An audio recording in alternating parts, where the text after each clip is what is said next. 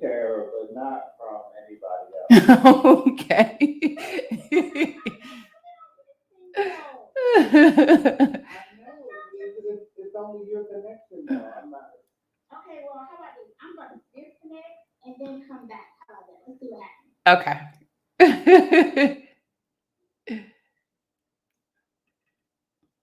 Hello, Sabrina and Jeanette. I hope I'm saying your name right. And Kelly. Hey, Kelly. Kelly, I know I owe you. I owe you. I owe you. Hello. Hi. Why are you really happening?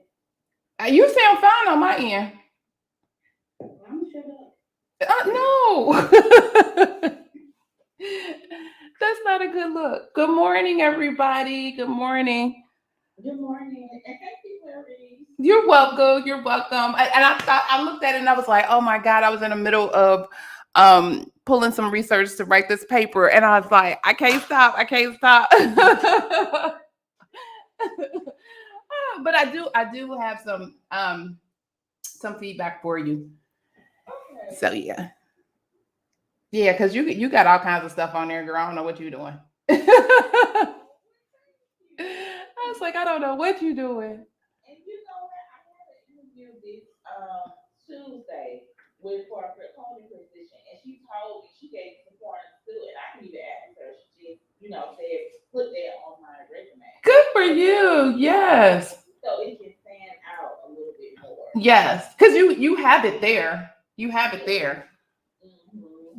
Mm-hmm. For the experience that you have, that right there is everything. So you got it. You got it. Like Lord, but we all do that, for whatever reason.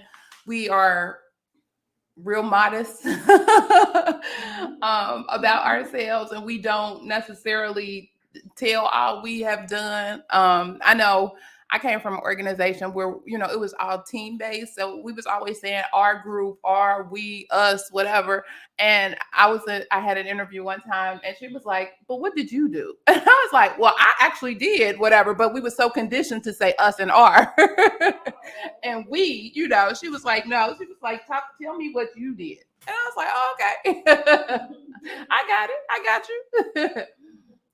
She said, "That's how you need to come. Just tell me what you did."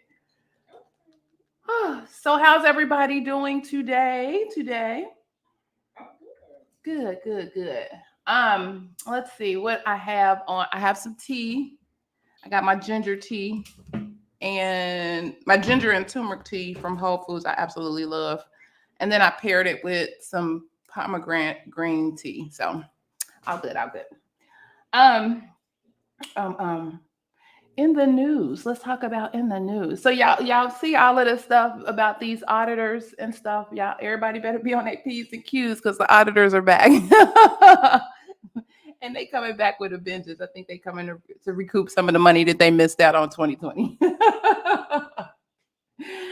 So make sure you got your things in order, P's and Q's in order. When performing your coding and billing, and so many entities are being brought up on various charges. I get information from on the compliance side about various providers, whistleblowers, billing entities, everybody. And it's like, oh my God, y'all going on and on and on. So the block is hot.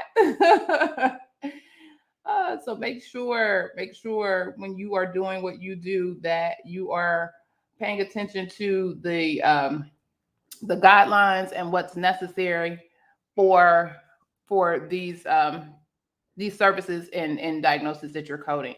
Let's see what else is.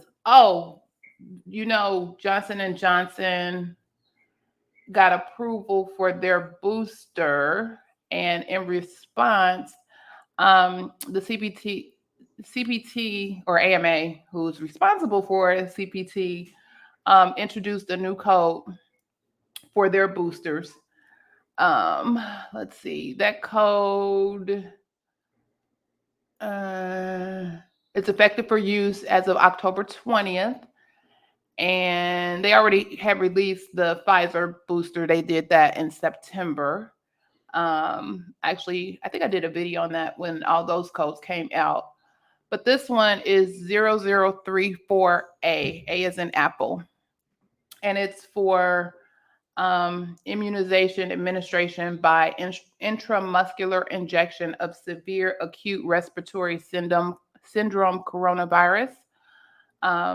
Vaccine, DNA, spike protein, adenovirus type 26 vector, preservative free, 5 to the 10th power, or 5 times 10 to the 10th power, viral particles, 0.5 milliliter dosage, a booster dose. So that is out there and available for folks to use as people are getting their booster vaccines.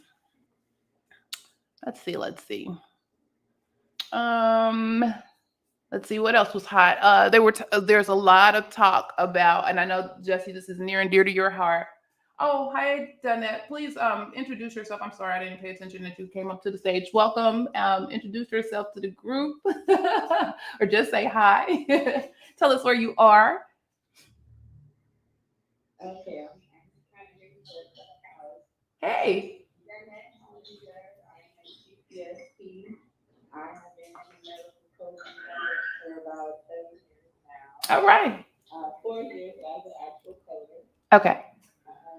I'm from Sacramento, California. I'm currently working for UC Davis Medical Center. It is a teaching hospital campus.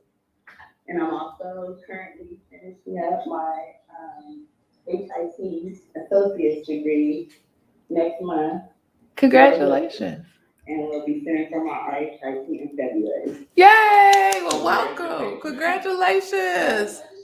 That's what's up. Thank you. That's what's up. Well, here we're a friendly bunch of folks gathered around this thing called health information, medical coding, with some nursing folks. We have that our dear friend, the coding nurse, as part of the crew. Talking all things medical coding, entrepreneurship, you name it, we talk about it. I'm still tickled about our conversation last week about the union. Like, yeah, I can see us now with union shirts and banners and stuff. Like, it's going down. It's going down. Oh, but the new thing, Jesse, this is, like I said, this will be near and dear to your heart, is they're talking all kinds of stuff. I don't know if you've seen the buzz about the outpatient CDI. What's all needed. I mean, that's everything I've read about over the past week has had something related to outpatient CDI. Mm-hmm. Yeah, so it's definitely coming down the pipe.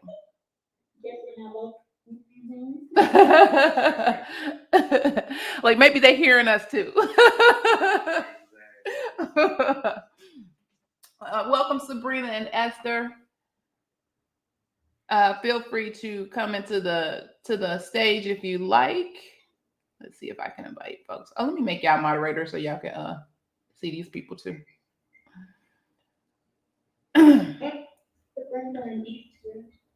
Esther. Huh? Okay, I say Okay. Don't forget to like the little green Clubhouse so you'll be notified every time we open up a room, as well as this is a networking space. So, follow each other, network with each other. You never know who you may need in any capacity. So feel free to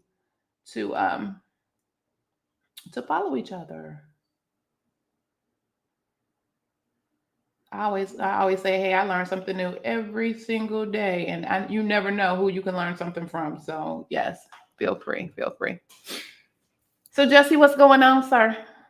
I'm so glad you asked. I was waiting. I know you was waiting. I was trying to tag you in. Like, let me tag him in. I just want to tell you all about my last 2 weeks.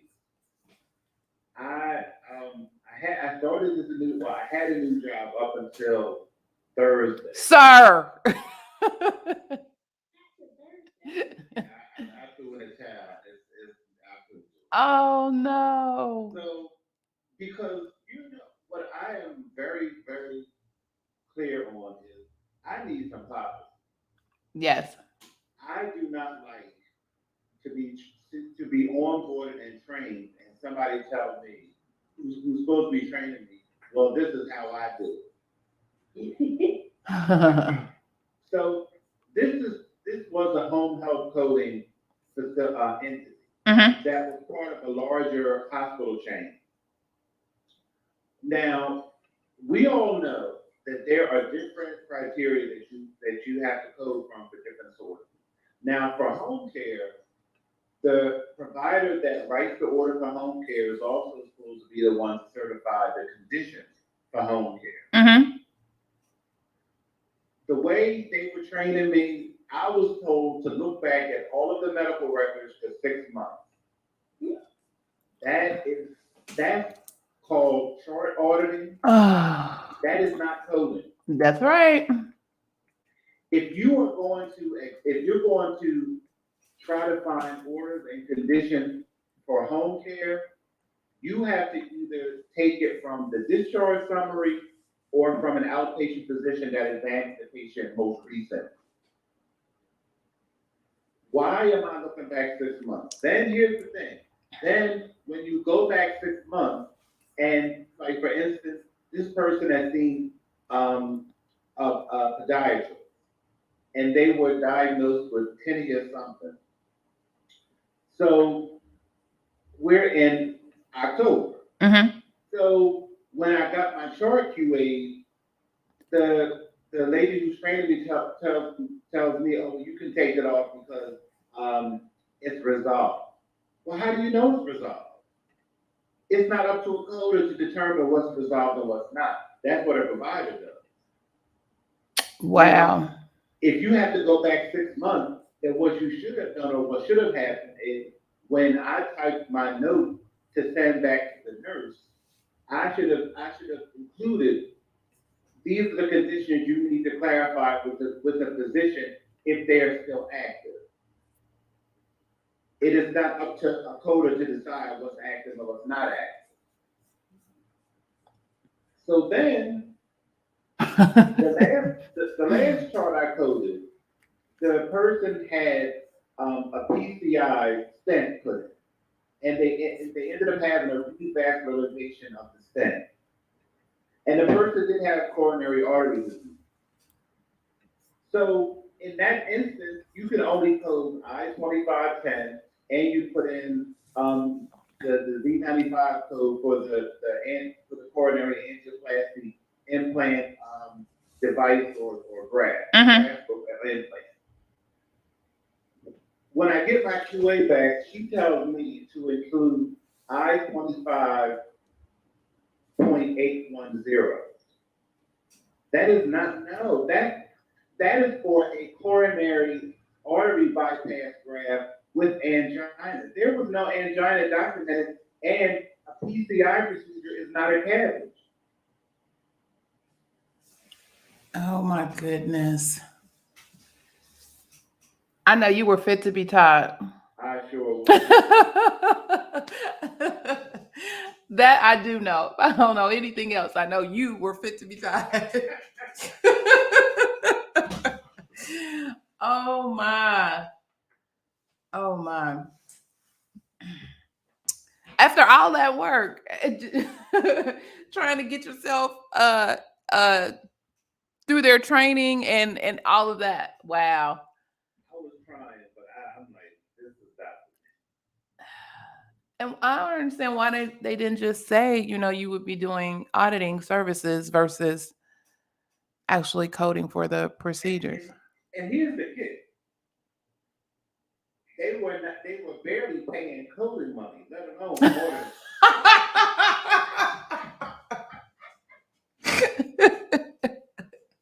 That's the real thing. Right, because I remember that was in our conversation, there was a whole renegotiation process going on. Yeah. Wow. Wow. So that's what I have on. What I had. You know, I thought about you. There may be some other opportunities for you in just the whole policy component, and possibly, marketing that to some of these places that don't have them. That I thought about that too, but I'm supposed to next week I'm supposed to be interviewed for a CDI position, outpatient. Mm-hmm. So it's so funny you should it all tied into our conversation. That's that. I'm always amazed. Look how things happen. Things line up for a reason. I swear. Yeah. He shows me that every day. Things line up for a reason. But for some reason, this industry has become afraid of policy. I don't know why, because policy is what governs the majority of what we do. There are guidelines, there are policies, and really, I mean, the quick and easy way is just to default to what those guidelines and policies are. But you know why I think it is? I think because they have people who don't know how to write them. Mm-hmm. So they just don't have it. Mm-hmm. And it is a skill. That might be another thing to add to the to the training. You might want to learn how to write a policy to make yourself marketable. Exactly.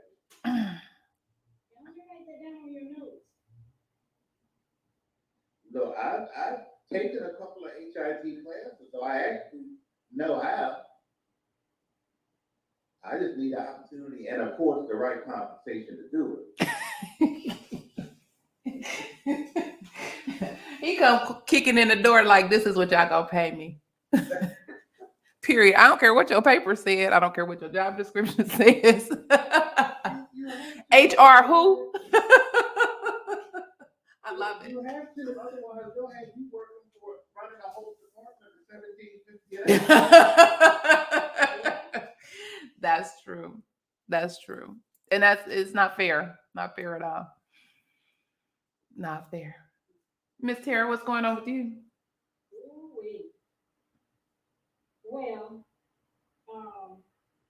this week we had another person out of work, and I had a call from someone asking me to work inpatient versus CDI, because there again, you have not took the time to train folks, just 12 us, that others should know how to do this sort of work. And the fact that you don't tell me, let me know if you get finished early with and I do something else to do. You gave me 4 different work keys to look out of. Wow. I don't know how fast they do it, but I don't, that's the thing. I can't work like they did, because you know it was irritating me. I got anxiety, y'all. I'm in these charts. Patient is inpatient. The doctor has respiratory distress as the primary diagnosis. That's the only code that's, showing up. Mm-hmm. COVID, we gotta look into everything else. When a person has COVID, pneumonia with respiratory distress. So how I know what's been going wrong is, they can come back and they come back, yellow, whatever color, because something's gonna came back.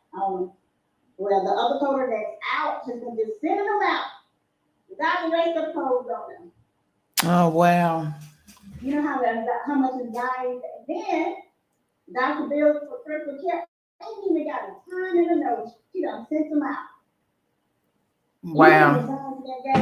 Because of that, I can't go to my supervisor and say that, because, I told you she's not a person you can go to. Mm-hmm. And for her, she said letting them do this, so I'm not the one to go. I feel anxiety because I can't say nothing, and I didn't know what to do. And all we were doing, all they old stuff was giving me anxiety. And I told myself, I was like, look, you can't fix things. You gotta just go ahead and work the stuff that you can work with. Make your stuff right. Yep. And I had to woosah myself. And then she called me back the next day. And here another thing is, I want to know if you would help train everybody on Encoder Pro. Oh, really? What?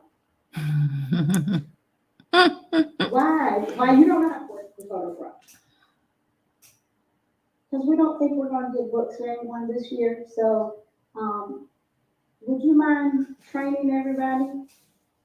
But this was why you were hired, not me. Wow. So that's what my week is. So now, it just irritates me that you here, you don't do your job, but they always want me to help you with stuff. And I don't want to. But then everybody tells me I can't be that way because you're doing it for us, Tara. And I'm not like, Jesse, but my pockets ain't doing it. Yeah. I'm doing the work, but you get the pay. That's crazy. It just make my motivation to keep looking. You got it. Hey, Demetrius, how are you? Haven't seen you in a while. Welcome to the room.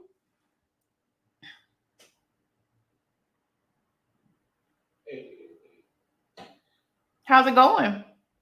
Pretty good. I saw y'all on YouTube, and I said, "Oh, let me go to Clubhouse."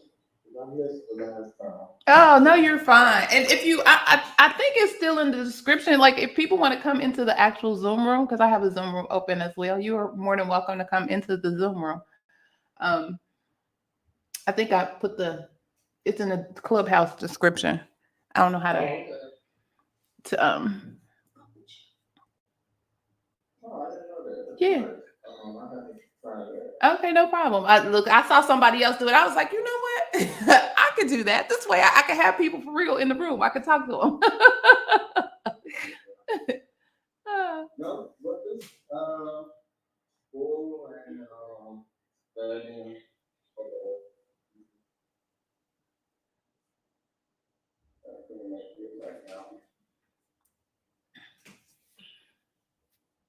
So you're working, right? No, I was working, but then with my the RIT program I was doing, I had to do that practicum at the end. I didn't have enough time for work, so I had to put in my 2 weeks. Yeah. I mean, I would have had to leave anyway because I was looking for I would start looking for code positions and stuff. But right now I'm just been going to school and studying for the CPC. All right. Aw. I don't know how to do it. Maybe you can Look, I'm trying to get my little things together because I think that HCC stuff is gonna be a winner. I think that's gonna be a winner. I'm telling you, Kyrie, you'll be able to murder that. Yeah, I think that's gonna be a winner. And it's, to me, and it's not necessarily, you know me, it's not necessarily for me, but it's to provide opportunities for other people. So I think that's something on the horizon and get everybody in the shift for that.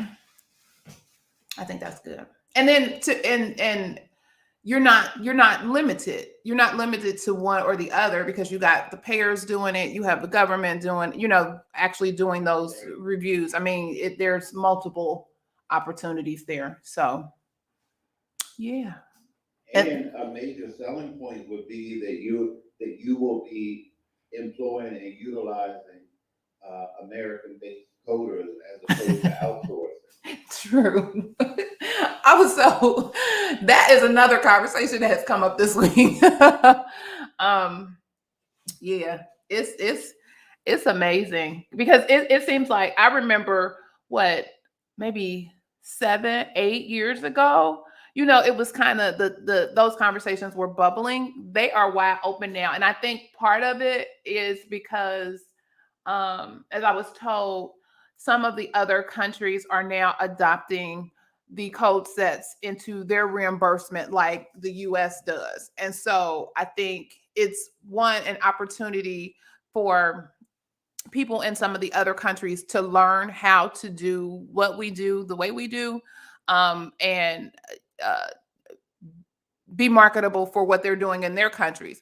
But I think from the business side in our country, they're looking at it as an opportunity to get something done far cheaper than That's definitely what it is. and that's unfortunate. I mean, especially with what's happening now with what they call the great resignation, and people are dropping and leaving left and right, and good talented people.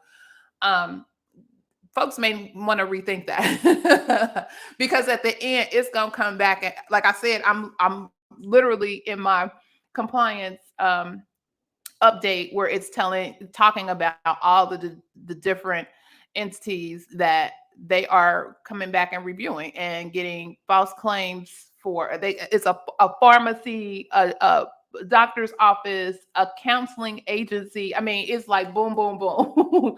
And it's all due to not understanding the guidelines and not applying things appropriately. And these are not necessarily, those rogue, I didn't see people for months and I'm billing for all these people. It's not even those types of cases anymore. It's really cases where people thinking that they're doing what they're doing, but they don't have people in to review and understand and know what the guidelines are. And so they're getting caught.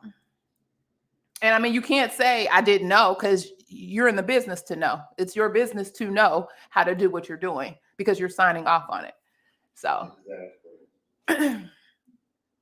yeah, it's crazy. It's crazy. But when it comes to HCC and outsourcing, how companies figure is because wherever I've worked in doing risk adjustment, a company always reviews every case twice. Right. So there's like an initial review, then there's an overread. So what they have decided to do is they decide to do the initial reviews in either India or the Philippines, and then somebody stateside will do the second review to basically clean up their mistakes. And you do have to clean up, because like I remember a case I did. The woman was pregnant.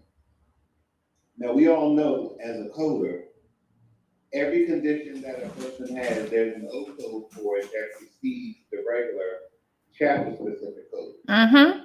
There was not one O code. The woman had diabetes, she had a couple of things. There was not one O code in the encounter coded at all. Wow. But wouldn't it cost more to have, like, for them to do it that way? Versus having one person that they're doing that everything right? Yeah. Say it again. Go ahead. I'm sorry. No, go ahead. He can repeat it. I heard what he said, but he can repeat it. Okay. I think what I was saying was, wouldn't it be, well, I don't know if it would be. I'm thinking like, so wouldn't it be, would it or would it not be more cost effective to just have one person potentially do it right at one time versus having somebody else may do it, then have to turn around and have somebody else like do it all over again? From what I'm getting. Well, it would typically be reviewed twice anyway, but what they're doing is they're gambling on the person who does the overread getting it right. But if you have a person doing an overread that doesn't know either, then you lost any opportunity. Okay. But they don't, honestly, it's all about money. They don't care. Because they assume that it'll get caught. Yep.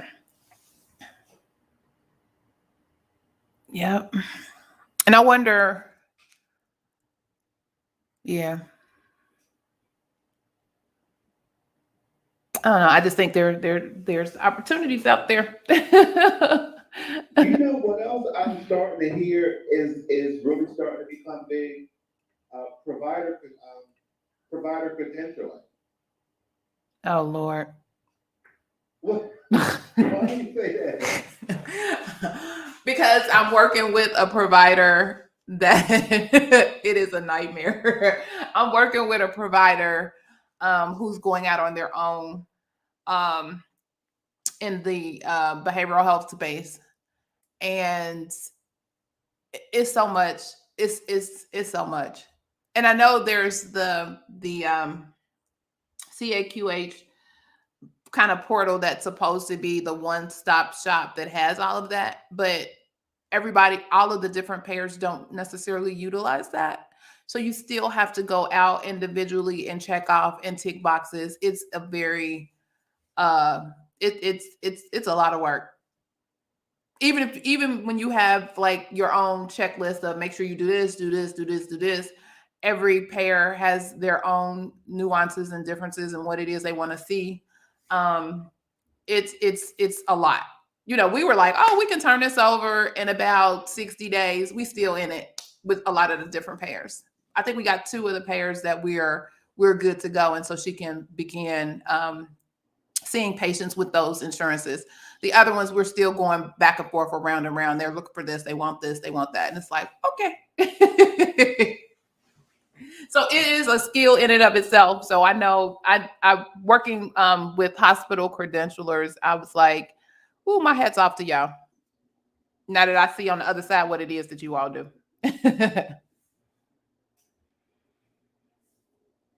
Well, so, but wouldn't it just be, so now I just know from a government standpoint, like a Medicare, Medicaid standpoint, how credentialing works, but I've never done it for like a private pay.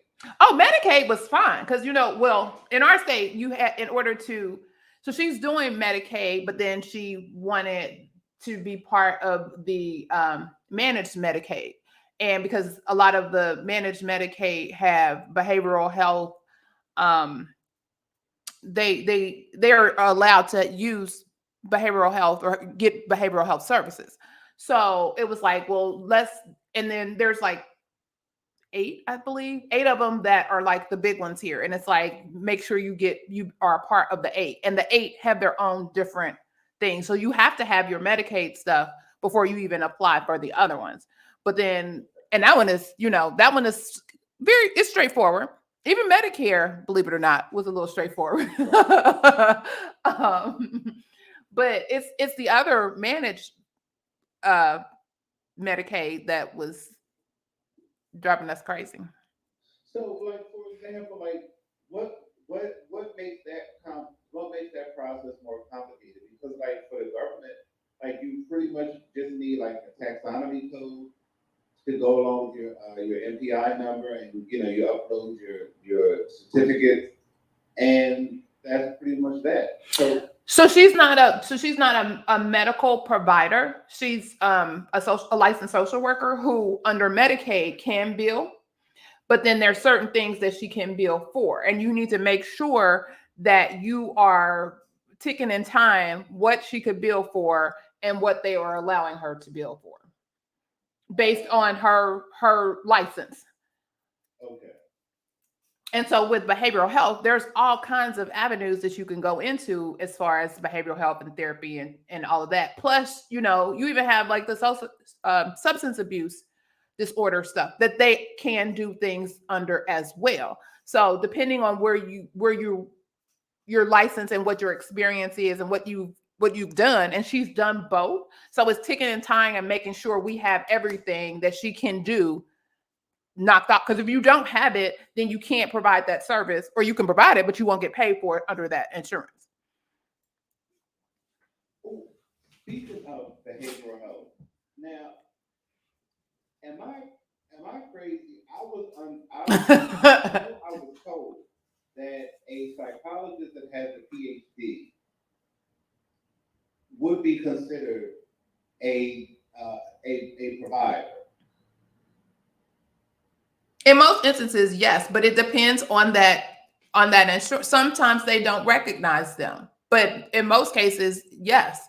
And she's the same, like my person, not only is she a licensed social worker, she also has her PhD. So it's like we got all the boxes to check. But in certain payers, they don't recognize that. And they want the quote unquote medical side of it. Or you're able to bill for the service, but you don't get the 100%. So there's a separate fee schedule that you fall up under. So you got to watch that. And then the bigger part of it too, and what I tell, like we talked about last week, is you got to make sure your contract is tight, because they'll give you like a little generic contract, but you got to make sure that it meets what you're doing. Right.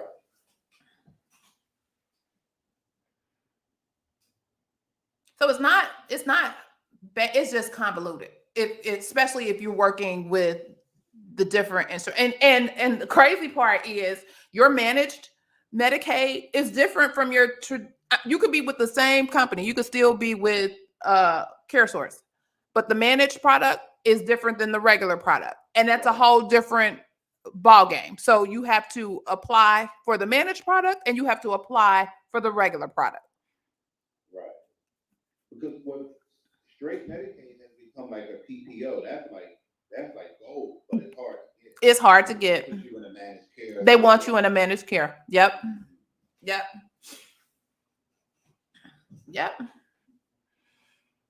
So it's crazy. And then the thing is, and on the provider side, at least here in our area, the thing you have to watch is I had a client that dealt with women who were recently incarcerated and also addicted.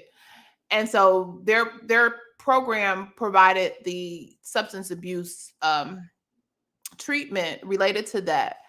And the problem was, they're recently incarcerated. They don't have insurance, so they're signing them up for traditional Medicaid. But then 30 days later, they're popping them off and just assigning them to a managed care. So you don't know what insurance that person has. So I was like, so it's vital in your front end process that you are checking those insurances every time you see them, because you never know what insurance that person has from encounter to encounter. Right. And that slows the money flow as well, because you billing one and she don't even have that. And so now it's like, oh my God, you got to figure out and regroup. And then what if the patient is no longer quote unquote a patient, they're gone.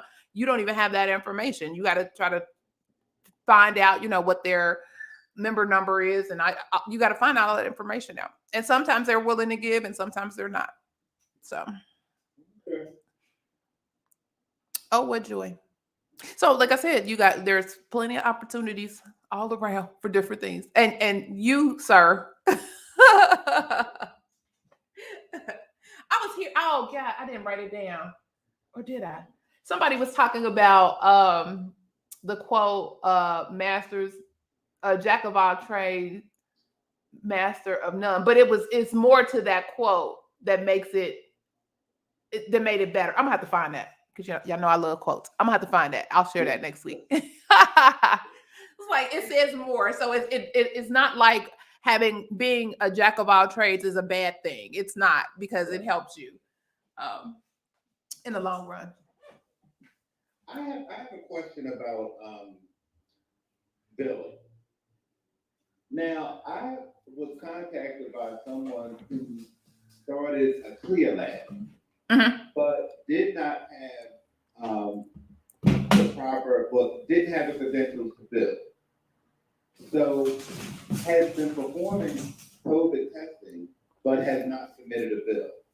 And it was for people who were on Medicare, it was people who were uninsured, and it was people who had commercial insurance. So when I met with her, I told her, I said, you will have to contact the insurance company. First of all, what I told her, I said, you need to stop seeing anybody that has commercial insurance until you get credentialed and approved for those insurance companies. Yep. I said, they will be your biggest pain in the behind. Yep. And I told her, I said, I do not know if you will ever be able to bill, because if you have a contract, you get credentialed, let's just say in October, and you saw a person in September, I don't know if you can submit a bill to be paid for a date of service in September prior to you being credentialed with them. So it depends on the payer. Some of them will give you a 90-day kind of backlog. So you have 90 days prior to your credentialing because they know you were in that process, and they do that. But again, it depends on that payer. Right, so you'll have to contact them. I don't know. It depends on that payer. I would stop until you get credentialed with them. I said, the government, you might have a little more leeway. You do with the government. It's like, so Medicaid is, I think they give you up to a year almost. Right. But the individual payers, it depends on their process and their policy. Right. So that was my advice. I told her, I said, stop seeing anybody commercial. I said, if you're going to do it, do the uninsured and people with Medicare and Medicaid. Mm-hmm. You can definitely get paid for them. I'm almost sure. Mm-hmm. Because I knew that Medicare and Medicaid, you have like the year, timely filing. Mm-hmm. So, and again, they pay it on to the front end. But the thing is, you have to watch that with those payers, because like you said, Medicaid, you have that year timely filing. A lot of these commercial payers don't offer that. You got to get that bill in within 30 days. Right. And if you don't, you miss it. Yeah. And because that's what I was telling us, because when it comes to commercials, they are looking for ways not to. Exactly. Exactly. And so anything that you miss, it's like, well, your contract, the contract stated, and it's up to you. And you're like, oh, here we go. Here we go. Yeah. And unfortunately, the client that I mentioned that was dealing with the incarcerated women, they learned the hard way. Because one, they didn't have anybody following up on their denials. Wow. Yeah. And then some of the denials were, some of it was a front end process problem. Some of it was a glitch in their system. So they were actually sending out duplicate bills for the same service. I was like, oh my God. So the denial list that you had really wasn't the denial list, because it's all the same. So that's a whole lot of work of just going in and canceling out what were duplicates. Yeah, it was a lot. It was a lot. Yeah. So we all gonna get our AC. Look, I don't want any more certifications. I'm like, I was like, I don't want any more certification. Oh, but the thing that I was so excited about, because I'm in school for getting my master's of public health, and I'm writing this paper, as I was telling Kelly's gone. As I was telling Kelly earlier, about maternal mortality and preeclampsia, and so it's a whole there.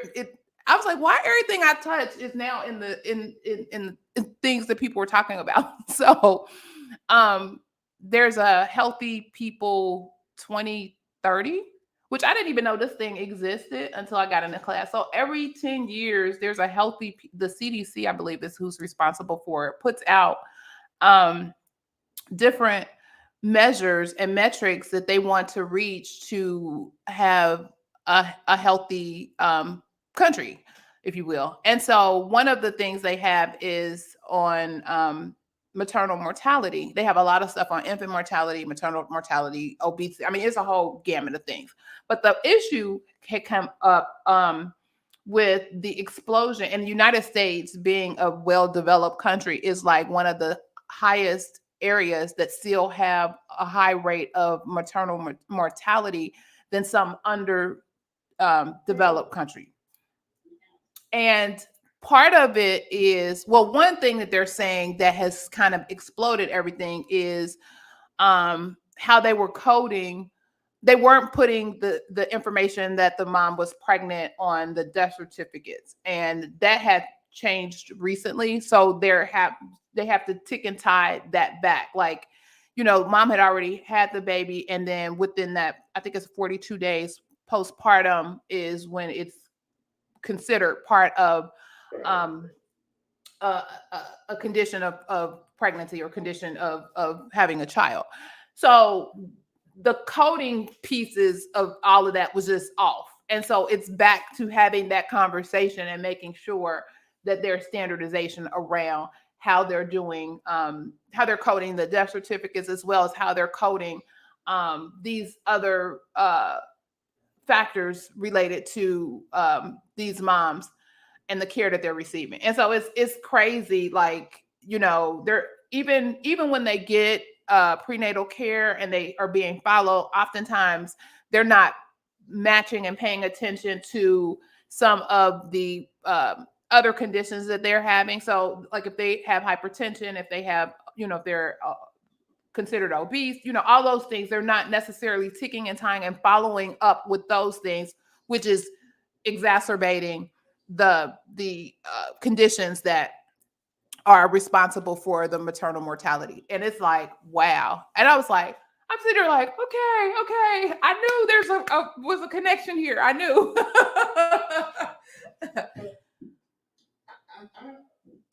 Clarity. I mean, I have been a nurse for almost 30 years, and preeclampsia has been around forever. Mm-hmm. And there is because the bigger issue is there is a noticeable and clearly established bias in healthcare among Black women, Yes. especially Black women, especially pregnant Black women. Black women, it's very much.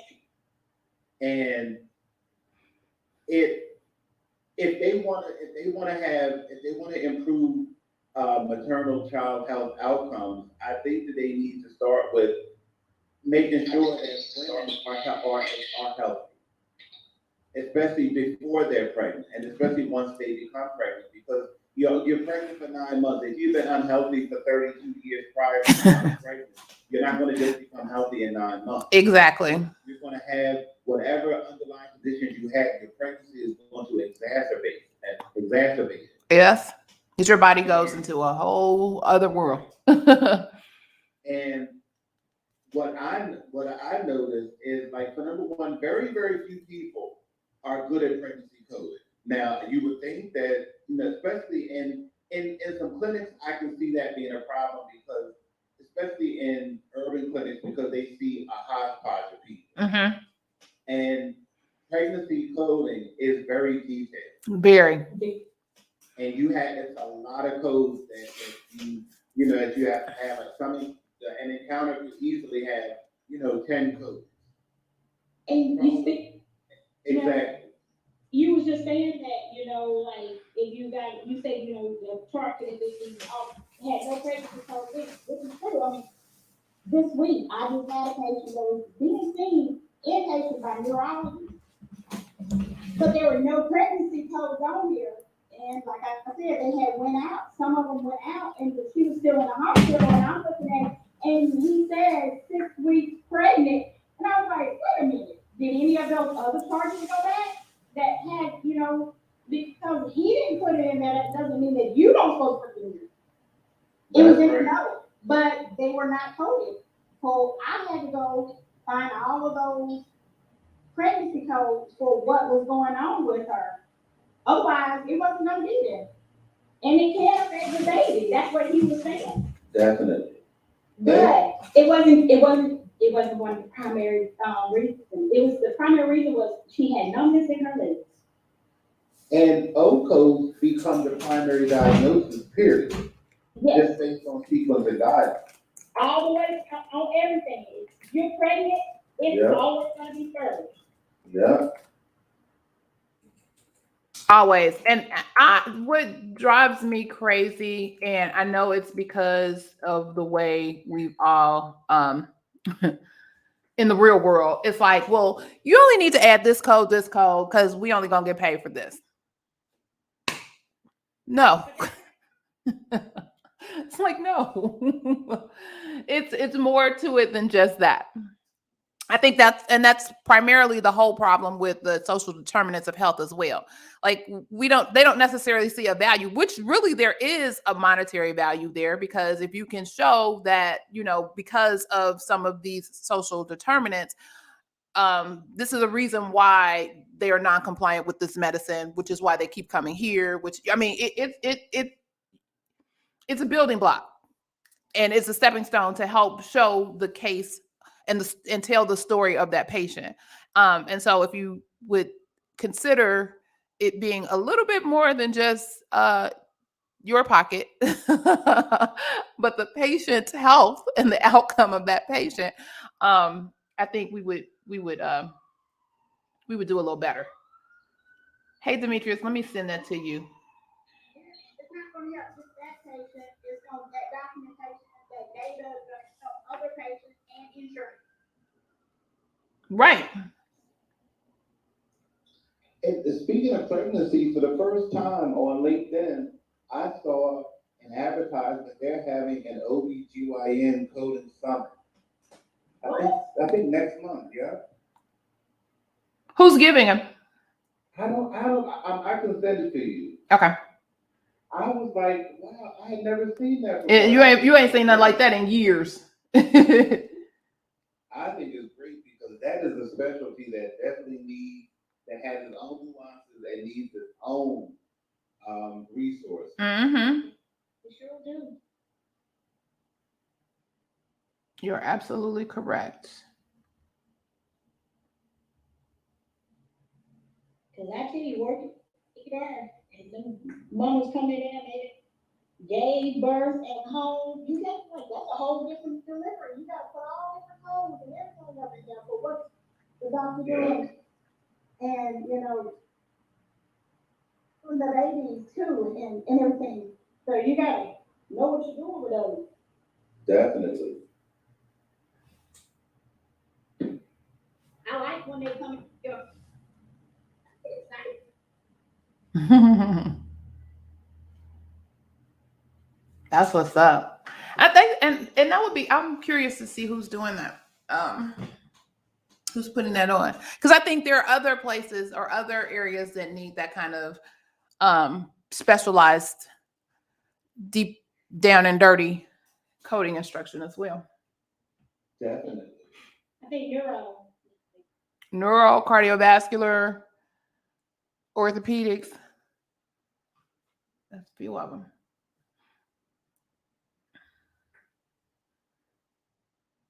Yeah. I don't like reading my neuro doctor notes. They just be putting all kinds of stuff. They love abbreviations. Oh, yeah. And that's the thing, you know, once you become a coder, if you specialize, then of course it's like rote for you. You get the abbreviations. But if you're kind of a generalist and you do some of everything, then it's difficult trying to manage abbreviation to abbreviation for specialties, because one thing could mean one thing to this specialty and another, it can mean something else to another specialty, and it makes it hard. And that's what makes me mad is like, I feel like in a corporation, as a manager or supervisor, if you know that your coders do specific or this stuff, then you need to give them that education, give them that info to keep them up to date. And also it's the coder's responsibility also, if they're, you know, but I think like that's, you know, something that should be done. Because like when I was doing my neuro chart this week, and I hadn't done some of them in so long, I knew, and see, I haven't probably done like with COVID stuff also. So I'm up here, I'm making all kinds of notes, and I'm like, Lord, I can't educate myself and doing the charges too. Because that's me. I like to keep reading it, learning, and everything. So I got a little memo on my desk. Go find webinars and know go find this. But that is a really good point, Tara. But also, what I'm finding is a lot of coding managers have never been production coders. So they don't even really have that experience. And when you have to take the time to educate yourself, especially as a coder, you have to be careful because you don't want your productivity rate to drop below a certain amount. So you don't get that time. That's what I didn't talk on it. Like we have discussed it. This is what my issue is that she don't educate the coders. They always call me, and she don't like that.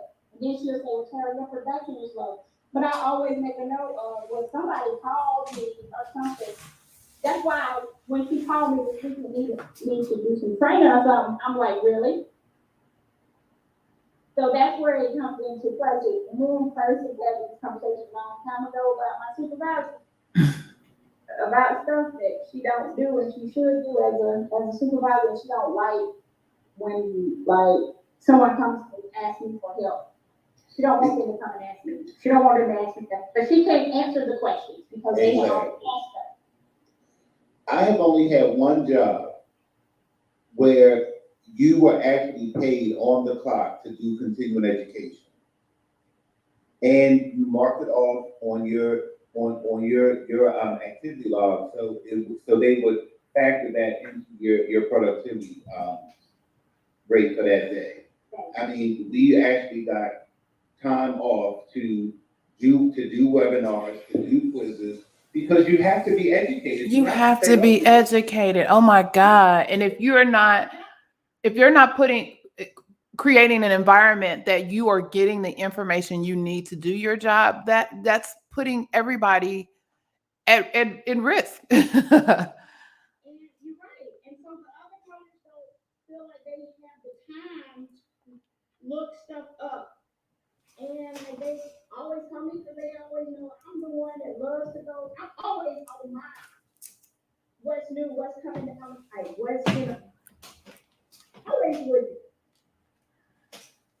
Oh my goodness. And case in point, They're come to her, but she don't. So, and I told them no. Yes, sir. now I had a question. Actually, this is all goes back to education and preparing people. When I was training at this job, if you have specific drugs that you code as a long-term, use that are not like the obvious, like steroids, anticoagulants, aspirin, antiplatelets, you should have a list. Mm-hmm. If you're gonna code Flonase as a long-term use drug, I've never coded Flonase as a long-term use. Wouldn't you should not be told that before I start coding? Again, that's all part of your manual. Again, if you have, those one-off instances should be part of that manual. It's not just a little document on the shelf. It should be a working document. It's a living, breathing, working document that is updated on a regular basis. Well, I tell you, we didn't have no document when I came in. I was like, wait a minute, don't you supposed to do this? Don't you supposed to do that? Yeah. Oh my God. That would just kill me. Like you'll be at a loss. So, without having it, the ultimate general guidelines and the guidance that's provided, but then you have facility specific guidance. And where are you how are you supposed to know that if you don't have a reference material, i.e. a manual that tells you what this particular facility or even if it's drilled down to the department, this department wants XYZ. How are you supposed to know that? You don't. I mean, that's the thing. Like, that's what they come under because I like rules regulate. I like steps. I have to know what's coming.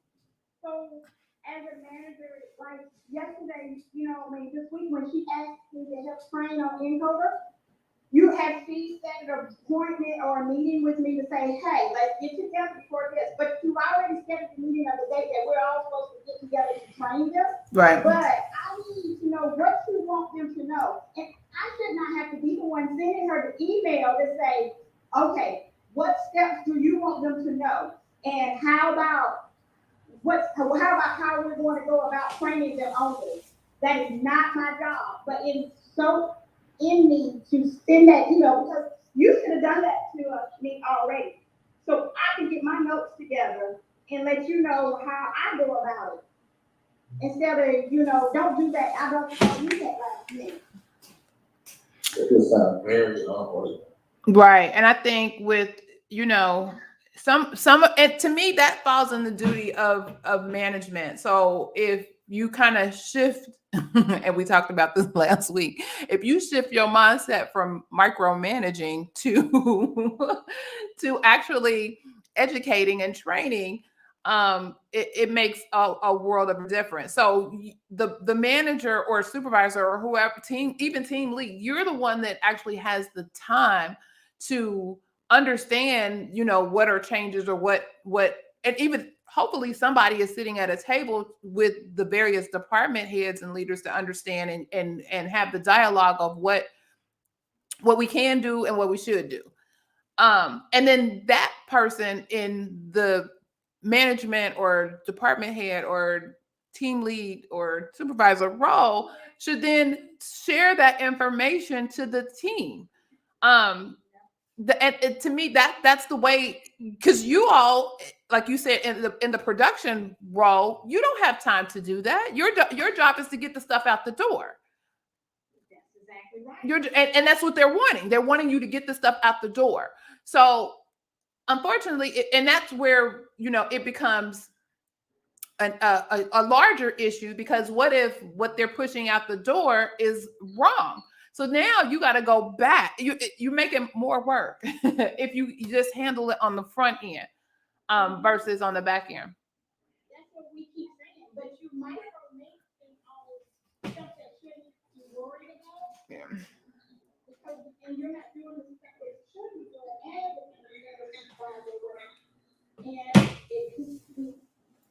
I mean, I witnessed like an HIM coding team. I think they were one of the best I had ever seen. Like they would have monthly meetings, but then they would have like biweekly meetings. And in those meetings, there was always an educational segment, always. So whatever was coming that was applicable to the types of services that they were providing, they would provide that information like, hey, we just noticed that this is coming down the pike, or they're doing this, or they're changing this. So you were always educated, and you couldn't say you weren't, because of course it was in a meeting where you had to sign off and say you were there and blah, blah, blah, blah, blah.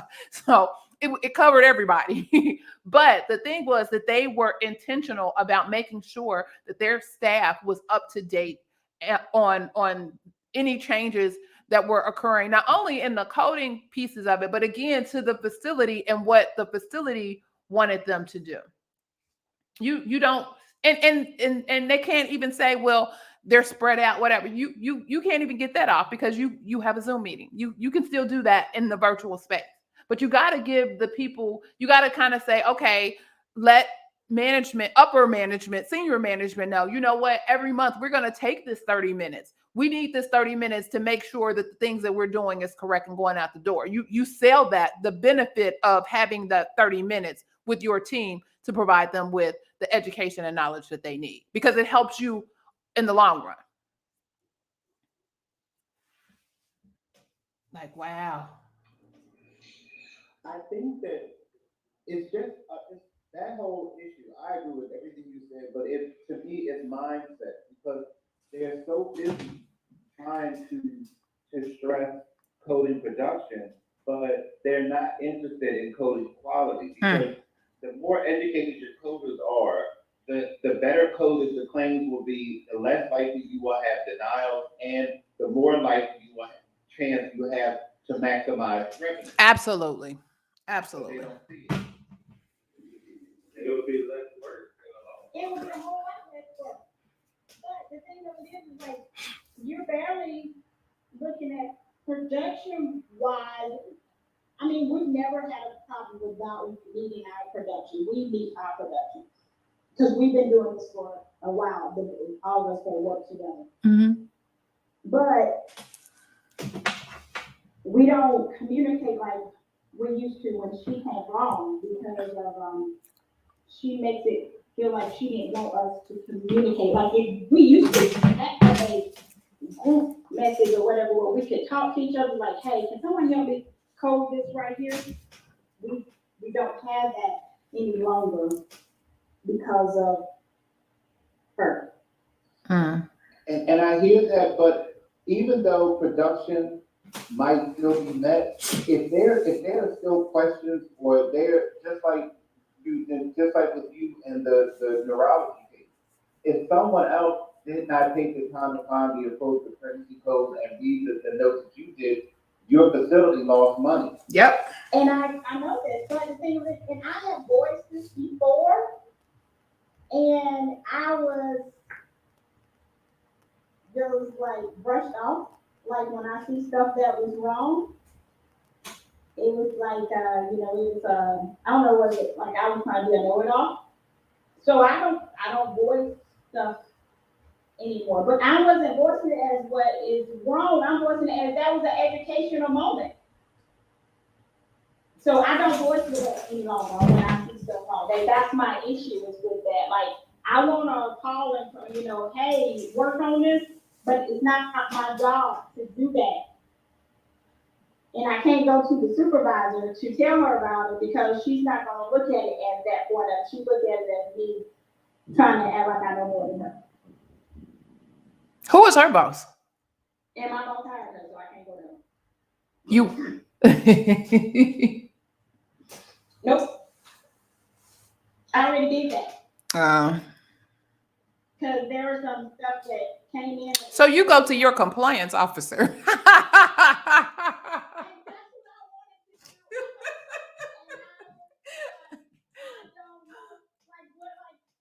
Have a conversation with somebody in compliance. I bet you some things start shaking then.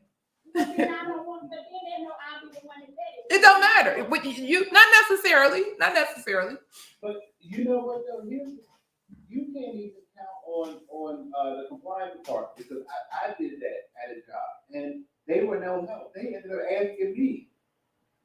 Well, one time my compliance department did help me before she came along and everything, and they were really good because I wanted to make sure that I was correct on some stuff. And she's like, "Yeah, you're right." I was like, "Okay, well, these doctors are doing this wrong," and so I, from there on, I corrected and let everyone know. But that's the thing is like they want the steps to go to them first, and then they supposed to go to compliance.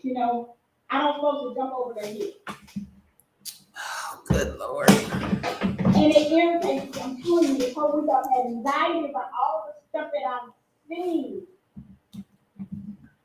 But that's how they want it. Like they just pushing them out. They do it on that end over there. It's like there is no way I'm supposed to be able to get inpatient charges out that fast without actually looking and making sure that what's there is supposed to be there and adding what's there.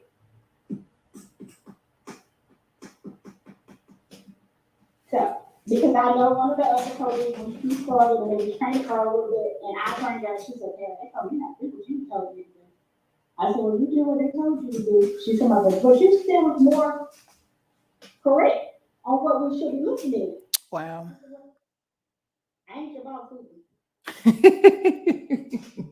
Ma'am. I said, "I want you to keep your back there."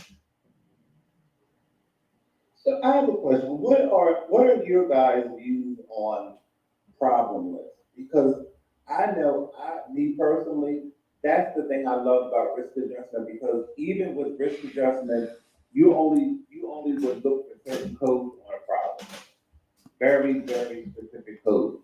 But in regular coding, like I hate problem lists because you don't know what's current and what's not.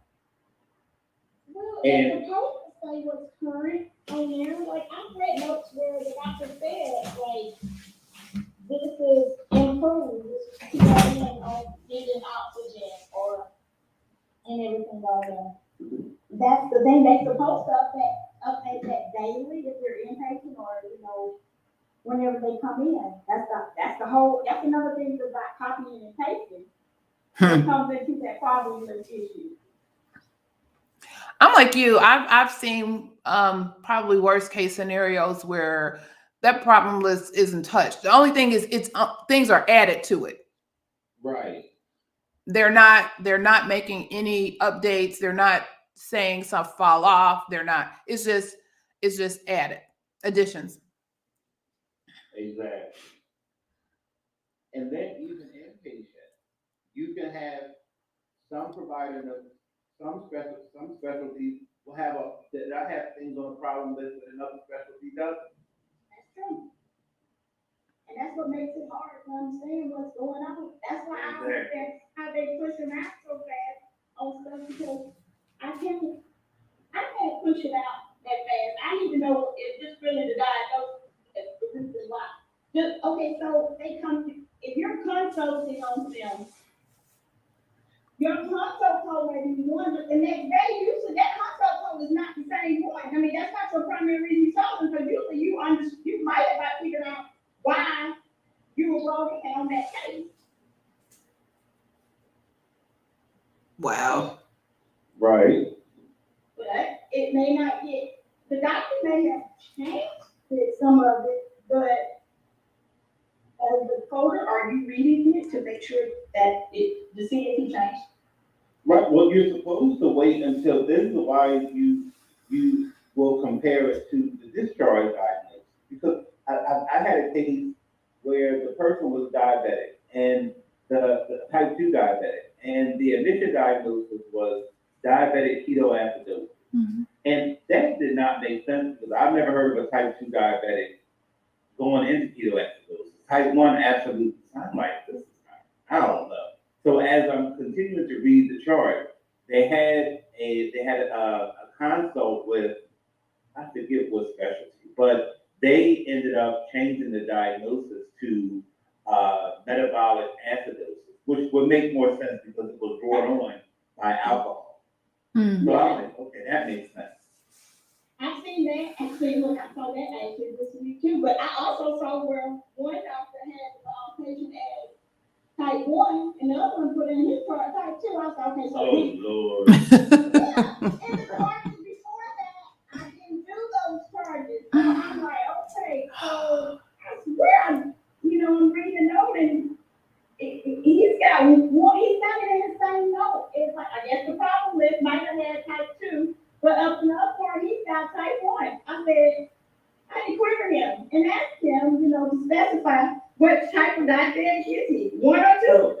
Right, so when you said him, you mean the attending, right? Yeah, but the thing of it, this patient already had been in the hospital since October the 2nd, and I'm just doing this week's. So the other charges that went out before I did, they're going to correct you if she added them, but she might not have even added it. I don't know what. I had to tell myself, don't go look, because your anxiety level is already high. So I know I'm about to date myself. And so I have a question. So back in the day, you had folks who were abstractors, and they would go through these charts and they would kind of look for these types of instances where things didn't necessarily make sense. Is that what the CDI people are supposed to do today, or no, or do they still have that role or that function? Because to me, that adds a lot to the coder. I mean, yes, you have to go through, but that adds a lot, especially in production mode, where you're required to get where you have a productivity standard.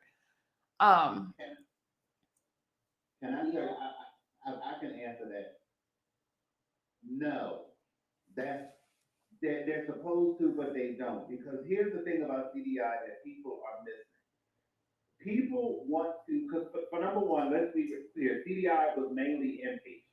And you have people who still to this day think that you can only do CDI if you are a registered nurse and have a clinical background. That is not true. Because at the end of the day, there is no judgment in coding. There's no judgment in evaluating medical records. Correct. So you don't have to be a nurse, but this is what they think. And they have a lot of nurses who do not know anything about coding. They get into CDI, they take a CDI credential exam, which does not have coding. You don't have to know coding to pass a CDI exam. They become CDIs, and they only focus on documentation, but they don't really circle and tie in the coding like it's supposed to, because CDI is supposed to be a liaison between the coders and the provider, but that's not how it really works in reality, but it should. Well, I have a question then about that part too. So am I like wanting too much or am I doing too much? You're actually, truth be told, as a production coder, You doing too much. There should be somebody in between to advocate on the coder's behalf. Exactly. I do, because of the fact of it is that I didn't start the charting. So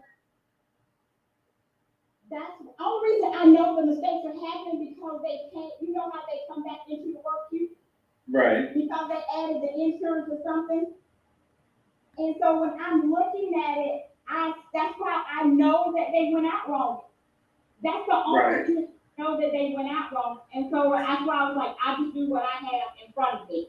That's But the right. fact of seeing it had been done wrong, then I can't take the steps to do something about it. Like, I didn't go look on the back end to see what had been on it. It's the fact that they came back yellow because of the insurance had been added to it or something on that part of it.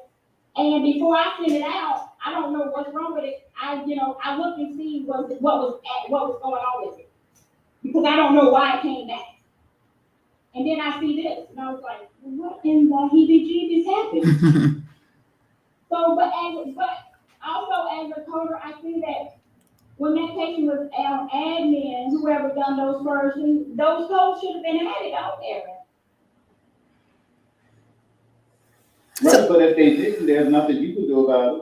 I know, but now that I saw that those charges came back, that's what gave me the anxiety, because it's like, I can't go say nothing about it. And even though, I wanted to. I mean, but that's what my thought really was like. But I mean, that's really, CDI is supposed to bridge the gap. CDI is supposed to be the go-between to make it right with the coders and to make it right with the providers. Right. They should advocate for the coders to the providers and tell the providers that if you get because all they have to do is tell providers, if you don't want to get so many queries, document that. Yep. Yeah, that's true. Yep. There's no need to query. If you have down there, what needs to be coded, there's no need for a coder to contact. Exactly. But if you don't know how to code, then you don't know.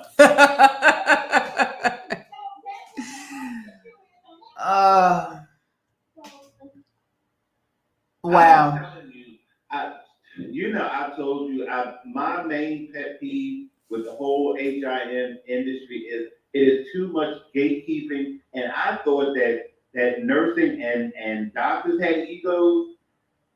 Baby, these women in HIM, they got egos the size of Texas. You can't tell them nothing.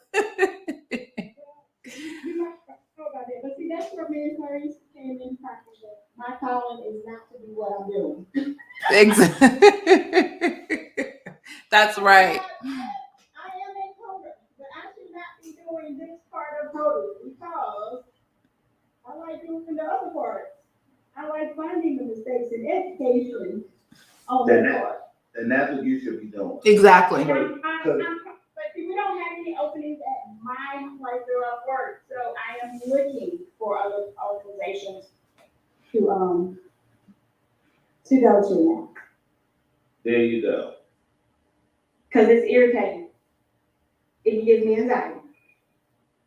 But before you do that, I strongly suggest you either get a CDIP or a CCDS.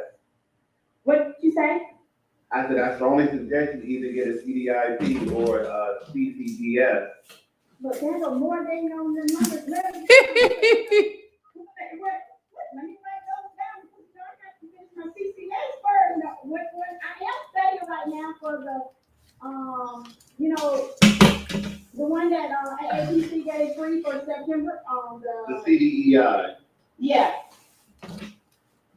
I am reading. Okay. I'm doing that one right now, and I think, it helps me with the CCS, the coordination of, the two. Right. I'm doing both of those at the same time. I'm reading both of those at the same time. Well, What is the CDI? Is CDEI? Yeah, it's, clinical documentation expert inpatient. They have a CDO. Yeah. They have an outpatient and an inpatient. Oh, okay. Now, what's CDIP? CDIP is by HEMA. That's, Certified Documentation Improvement Practitioner. Okay. Because for CDI, the two gold standards are CDIP and CCDS.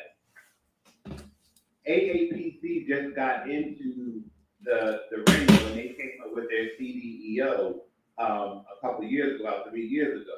Okay. But you know how it is. It takes a while before certifications begin to have some kind of weight in the community because you can't use the CDEO inpatient. That's why they came out with the CDEI. Oh, okay. Yeah. But even with the CDI, it's still going to take a minute because if It's you look new. at jobs, most jobs say either CDIP or CCDS. So that's why I need to look at the CCDS. Yeah, or the CDIP. I would recommend that you do the CCDS, especially since you had all that inpatient coding experience. Absolutely, you more than qualified, and you have been working with providers and querying providers for more than 2 years. So you more than qualified to take the exam. But you would have to have your CCS, I think, before you can take the CCDS. Mm. Okay, so I have both of them written down. Now I go and look at it. So I wonder if they're going to flip those things for now that they're pushing for the outpatient side. Are they going to flip those things? Well, actually, the CCDS is by accis.org. So they have since come out with an outpatient They have a CCDSO now. Because I do follow them. I think I get their little emails and everything, but I never paid attention to their education classes like so. I just like to read whatever they put out. Now, was that your question, Clarice? Yes. Simple. Okay. Yeah. You answered. Okay. Interesting.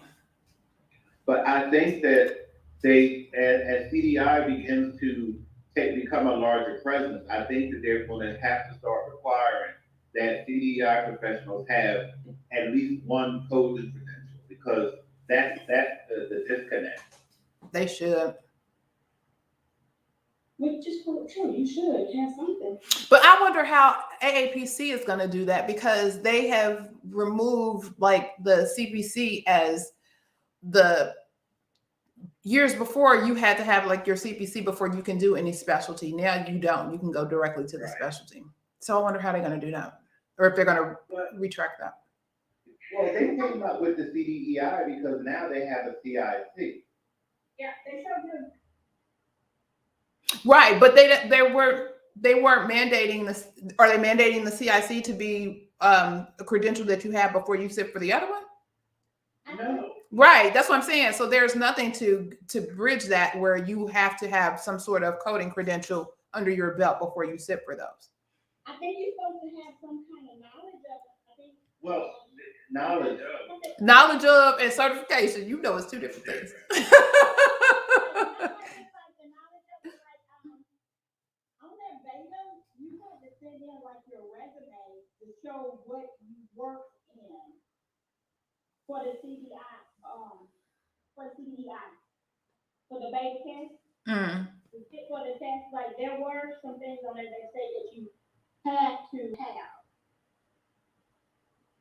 Well, maybe they're looking to see what they want to set as the standard for the requirements. They were doing something that's the data analytics. Yeah. Well, see, I think they're also doing it to see what to put down for the requirements for the test. Yeah, right. That's the data analytics. Right. That's what I'm saying. So that's why they may have got it down pat for that part of it, but they are wanting something. They just don't know exactly what all they're gonna say on that.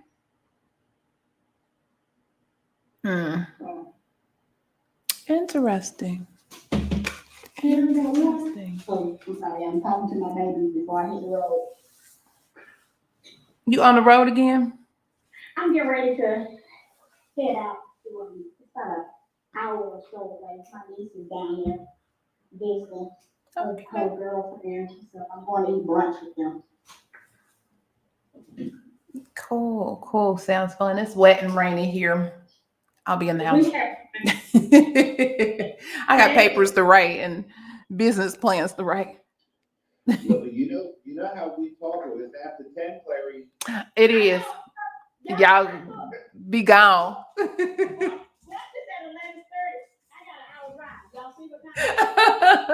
But it gets so juicy. I don't know. Something shifts and it gets real juicy and we can't stop.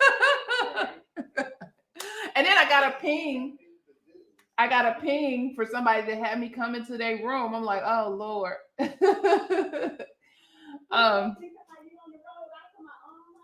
See, you one of those. In my mind, I'm on the road, but technically I ain't even ready and out the door.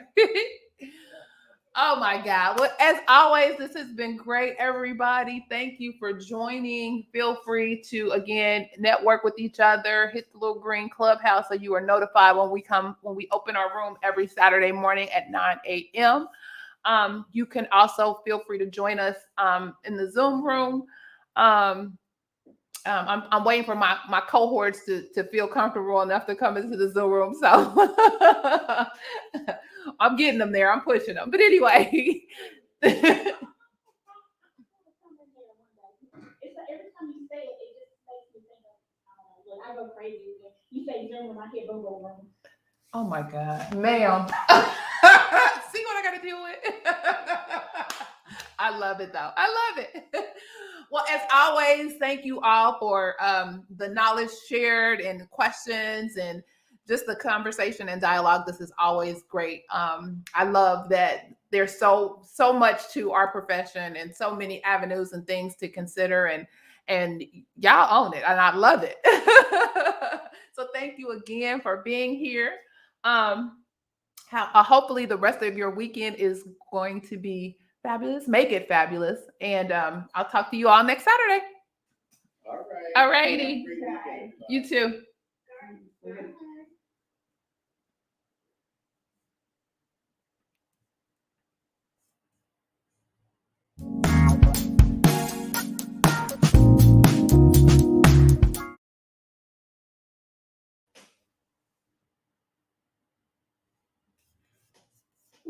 For her, listen to this, to present to their organization. She was not connected. See, she was so quick to just pass it into her network. See, one has to be ready and feel that you're worthy of what is. Oh, Lord, mercy. That contract alone was $40,000. That's what I'm talking about. This is what I'm talking about, being fully connected, being ready. Because sometimes, too, we'll have blinders on because we may think, not everybody or maybe nobody in this room, right? We may think that I'm not ready for this. But to whom much is given, much is required. And so that's